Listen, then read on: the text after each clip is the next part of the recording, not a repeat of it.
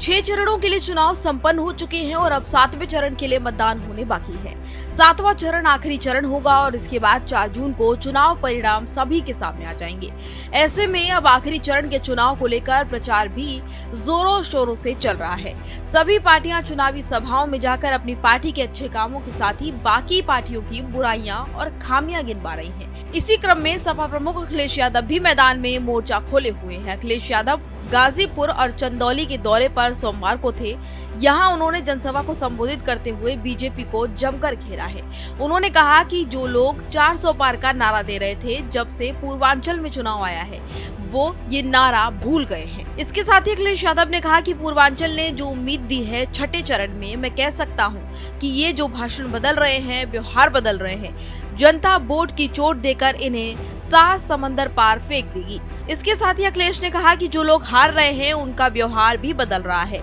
यहाँ तक कि प्रधानमंत्री मोदी का भी आत्मविश्वास उत्तर प्रदेश आते आते लड़खड़ा गया है और उनकी बातें भी लड़खड़ाने लगी हैं। उन्होंने कहा कि प्रधानमंत्री ने काम नहीं किया, अगर काम किया होता तो उनके साथ जनता दिखाई देती, क्योंकि 10 साल दिल्ली के और 7 साल यूपी के उन्होंने बर्बाद किए हैं। ये 400 पार नहीं हो रहा इनसे, ये इनका सब हिसाब किताब डगमगा गया है। और अभी आपने देखा होगा कि जो बहुत बड़ी बड़ी बात कहते थे,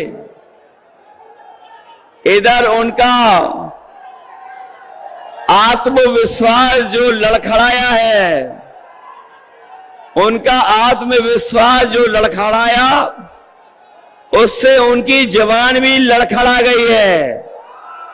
अब कोई उनकी पुरानी कहानी सुनना नहीं चाहता है।